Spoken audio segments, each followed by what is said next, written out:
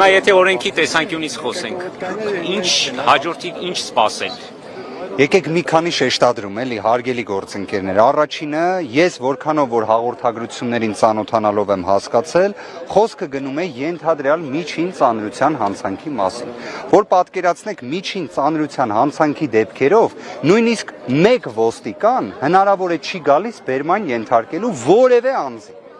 Տվյալ դեպքում ես այսօր առավոտյան երբ ականատեսը եղա նրա ինչին երևի թե բոլորը եւ մեր ամբողջ հանրությունը, մենք տեսանք հարյուրավոր, եթե ոչ հազարավոր իրավապահների, որոնք պետք է ինտենսիվ հարկադրանքի միջոց գործադրեն կրկին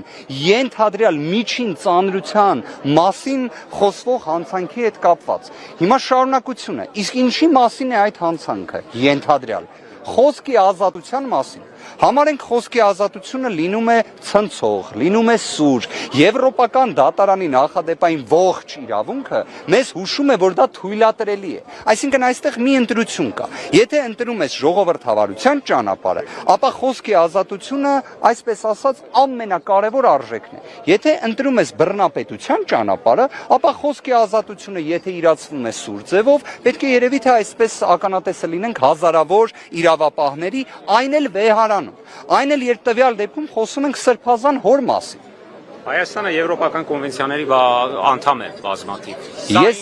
Հետևանք կունենա։ Ես եթե չեմ սխալվում, նաև կարծես վերջերս չէր, որ հանրաքվեր տեղի ունեցել, որտեղ իբրև Եվրոպայի միությունը րոպեշուտ սպասում էր Հայաստանի Հանրապետությանը։ Ես Եվրոպայի միության որևէ երկիր չեմ պատկերացնում, որտեղ հնարավոր է հազարավոր զինված ուժայիններով միջին ծանրության ենթադրյալ հանցանքի, որն էլ վերաբերում է խոսքի ազատությանը, կան նման գործողություն անեն։ Ես իդեպ վերջերս հնարավորություն էի ունեցել ֆրանսիական մի հայտնի լրատվականի հարցազրույց տալու, որտեղ իրենք հարց էին տալիս, ի վերջո ինչ է կատարվում Մայր Աթոռի շուրջ։ Եվ փորձեցի իրականում մի ձև ներկայացնել իրավիճակը, հասկացա, որ երևի թե պետք է անալոգիա անցկացնեմ։ Ասեցի, պատկերացրեք դուք ունեք ձեր նախագահին, պարոն Մակրոնին։ Ասում է այո, ասում են դուք նաև ունեք Հռոմի Պապին, որպես կաթոլիկների հոգևոր ամենաբարձր առաջնորդ, ասում է այո, ասում են դուք պատկերացնում եք, որ պրեզիդենտ Մակրոնը, օրինակ նախագահ Մակրոնը պահանջի Հռոմի Պապի հրաժարականը, վերջինս սկսեց ծիծաղել, երբ նկատեց, որ ես չեմ ծիծաղում եւ լսեց իմ արձագանքը, որ այ դրանից մի բան էլ ավելի վատ իրավիճակ է Հայաստանում, երևի թե կռահեց իրավիճակի լրջությունը։ Սա աբսուրդ է, սիրելի գործընկերներ, սա իսկապես աբսուրդ է, սա աբսուրդ է, որ մենք կարող ենք պատկերացնել, որ մենք ունենք պարտականություն Մայր Աթոռը պաշտպանելու, մենք ունենք պարտականություն Սրբազան հորը պաշտպանելու, մենք ունենք պարտականություն վեհափառ Հայրապետին պաշտպանելու։ Սա անկեղծորեն եմ ասում, սա աբսուրդ է, սա իրավական որևէ մի տրամաբանություն չունի, սա ես չգիտեմ ինչ է։ Նշեցիք խոսքի սահմանափակում է, բայց հեղաշրջման կոչերի համար են ըստ էության այդ քրեական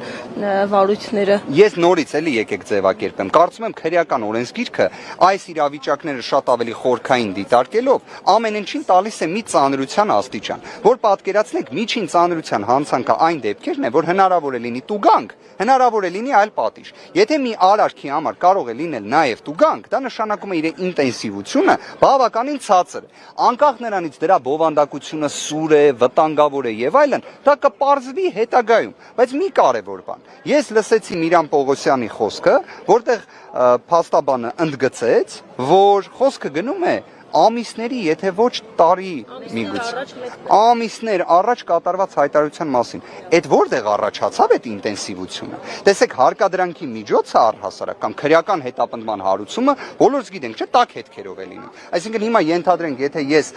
օրինակ լրագրողի օրինական գործունեությունը խոչընդոտեմ, ինձ հենց այդ պահին, չէ՞, պետք է հարկադրանքի միջոց կիրառեն։ Օրինակ, եթե ես կներեք օրինակի համար, պարոն Մակարյան, եթե պատկերացրեք լրագրողի նկատմամբ հարկադրանքի միջոց եմ կիրառում, 5 ամիս հետո որոշում են իմ նկատմամբ, այսպես ասած, քրեադատավարական մեխանիզմներ կիրառել։ Դուք ինչ արձագանք կտաք, չէ՞, ասի ուրեմն ստեղ մի բան է ինչի, ժողովրդի լեզվով ասած։ Իսկ այն որ ստեղ շատ բան է ինչի, դա կարծում եմ բոլորին է ակնհայտ։ Անկախ նրանից թե ինչ հոդված է։ Ես ուղղակի իսկապես մեծ հույս ունեմ եւ հավատս երբեք չեմ կորցնելու, որ մեր հասարակության համար գոյություն ունեն սրբազան արժեքներ։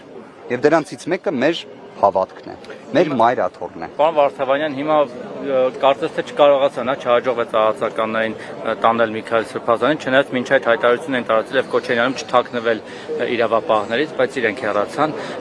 Ինչ է սպասում, ի վերջո կհաջողվի, թե գնում են, այսինքն լիցքավորվեն, նոր թափ հավաքած կան նոր ուժերով։ Ես առաջինը, եթե թույլ տաք, իսկապես ուզում եմ չհավատալ, որ նման ձևակերպում է օգտագործվում պետական մարմնի կողմից Սրբազան հորասեին։ Ես իսկապես ուզում եմ չհավատալ դրան, դա առաջինը։ Երկրորդը ուզում եմ ասել, որ ես նաև շատ հակված եմ, նույնիսկ կներեք այստեղ կպնդեմ։ Ես համոզված եմ, որ իրավապահների մեջ էլ կան հայ առաքելական եկեղեցու զավակներ, հետևորդներ, որոնք եւս ունեն կարմիր գծեր, որոնք այդ կարմիր գծերը չեն հատելու, որովհետեւ ի վերջո յուրաքանչյուր իրավապահ ծառայում է իրավունքին, օրենքին սահմանափակված լինելով սահմանադրությամբ։ Բառացի ասել է բայց ամեն դեպքում այդ կարմիր գծերը հատում էին, որտեղ մեքենան նստելու շեմին էր Սրբազանը, հետո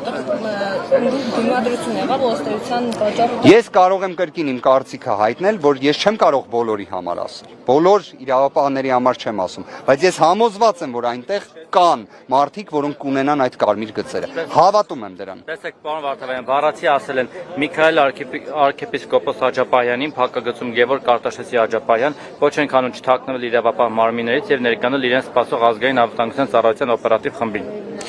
Ես չափազանց վատ եմ զգում նման հայտարարության համար։ Եվ կրկին կմնամ իմ այն կարծիքին, որ միգուցե դա պարզապես, այսպես ասած, էպիզոդիկ հայտարարություն է եւ հնարավոր է, որ մեծամասնությունը նույն իրավապահների ներկայացուցիչների չի կիսում նման հայտարարությունը, որտեղ ես անկեղծորեն եմ ասում։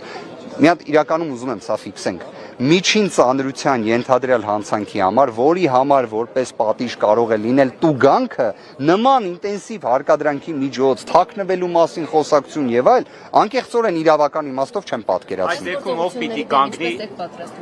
Իրավական առումով պատկերացնում եք լուծում կարգավորումը։ Իրավական առումով լուծումը պատկերացնում եմ, որ ընդհանրապես նման քրեական վարույթ չի կարող հարուցվել, եթե հարուցվել է, կարող է կարճվել։ Իրավական առումով լուծումը շատ պարզ, որովհետև այդքան ամիս, եթե նշվածը որևէ քրեական հետապնդման առարկա չի հանդիսացել, երևի պատճառ է ունեցել, չէ՞։ Օրինակ, ես հակված եմ, որ քննիչը դատախազը հսկող չեն տեսել դրանում որևէ այդպես ինտենսիվություն ենթադրող խոսք։ Եվ ի դեպ, նաև հաշվի առեք խոսքի ազատությունը եւ այսպես ասած քրեորեն հետապնդելի արարքի ենթադրյալ առնչությունը շատ նուրբ սահման պետք է ունենա։ Եվ այդ իմաստով ես նաև չեմ էլ լսել նման խոսք ընդհանրապես, որը առնչություն ունենա քրեական օրենսգրքի նման հոդվածի հետ։ Դուք հնարավոր համարում եք, որ ուժային կառույցները կհրաժարվեն սպասարկել իշխանության այս օրակարգը եւ գալ այս գործողությունները իրականացնել, որովհետեւ տեսեք մեդիայի բացառիկ տեղեկություններով իրավապահները հրաժարվել են ուժի կիրառմամբ հրաման կատարել։ Ես բնավ չեմ բացառի, ինչ որ իմաստով ձեր հայտնած տվյալները կարելի ասել համընկնում են քիչ առաջ իմ հայտնած այն կարծիքի հետ, որ այստեղ կան կարմիր գծեր։ Այստեղ իսկապես դասական իմաստով հենց այն կարմիր գիծն է, որը կարող ենք պատկերացնել բոլորի համար։ Մի հատ նորից խնդրում եմ։ Գործընկերներ ջան, առաջինը, իսկապես ուզում եմ, որ մեզանից որևէ մեկի մոտ հավատը առայն, որ իսկապես մեր հասարակությունում կան կարմիր գծեր, երբեք չդադարի։ Երկրորդը, իրավապահների վերաբերյալ հարցադրումը հնչեց, ես իսկապես րոպեներ առաջ կամ վայրկյաններ առաջ այդ հույսս հայտնում եմ, եւ իսկապես եմ հայտնում, որովհետեւ իրավապահների համար էլ վեհարանում հարկադրանքի միջոց կիրառել, խոսքի ազատության, նույնիսկ եթե մի քննիչ կամ մի դատախազ պատկերացնում է, որ այդտեղ առնչություն կա քրեական օրենսգրքի հետ, այդ ինտենսիվության կարիք չի կարող լինել, որտեղ կրկին սա միջին ծանրության հնարավոր տուգանք ենթադրող արարքի մասին է խոսքը, եթե հաստատվի, որ նման երևույթ կա։ Ես առնվազն որպես մասնագետ կարող եմ ասել, ես նման երևույթ չեմ տեսել։ Ավելին, իմ կարծիքի հետ առնվազն համաձայն են եղել բազմաթիվ քննիչներ, դատախազներ, ամիսներ շարունակ, որովհետև քրեական հետապնդում չի եղել։ Հիմա ինչ փոխվեց։ Հարց է, չէ՞ առաջանում։ Տեսեք, ես կարդամ այդ տեղեկությունը, որ հրահանգվել է այնպես անել, որպեսզի չզգացվի, որ որոշ օղակներ հրաժարվել են կատարել նման հրամաններ եւ տակտիկական քայլ արվել, հետ քաշվել ու սպասել հարմար պահի, որպեսզի առանց բախման Միքայել Սրբազանին ձերբակալեն։ Հիմա հետաքրքիր է, վերջո հրաժարվել են չեն ցանկանում ընդհանրապես մասնակից դառնալ, թե ցանկանում են մի քիչ այլ մեթոդներով։ Ես ձեր թույլտվությամբ մի հատ ուրիշ բառին ուշադրություն կդարձնեմ։ Ուղղակի ապշելու աստիճանի իրավիճակ, եթե մենք խոսում ենք Սրբազանի ձերբակալման մասին, հասկանում եք, ու ինչ ենթադրյալ արարքի, խոսքի ազատության շրջանակներում գտնվող ենթադրյալ գործողության մասին։ Այս իրականում հարկադրանքի միջոցը սիրելի գործընկերներ, միջազգային փորձում է այդպես։ Դա բացառիկ դեպքերին է վերաբերում։ Հիմա սա ժողովրդավարության արժեքների, այսպես ասած, օրան է, թե ճիշտ հակառակը։ Հիմա իրականում շատ հետաքրքիր, ուղիղ, ցանկացած, այսպես ասած, անաչառ մարդու համար սա ջրբաժան է որոշակիորեն։ Եթե խոսքի ազատության շրջանակներում այն խոսքի, որը կարող է դուրեկան չլինել։ Իդեպ եվրոպական դատարանը ասում է, որ այդ խոսքը կարող է նույնիսկ լինել ցնցող։ Իդեպ եզրույթն եմ օգտագործում, ցնցող աստիճանի խոսք։ Այդ պայմաններում միևնույն է, այն իրավաչափ է։ Ըստ եվրոպական դատարանի, հիմա այդ եվրոպական արժեքները դրել ենք մի կողմ։ Եթե դրել ենք մի կողմ, թող գոնե ուրեմն ուղիղ տենց ասեն, հասկանանք, որ օրենսդրությունն է գործում, ըստ դրա էլ մենք էլ մեր դիրքորոշումը կառուցենք։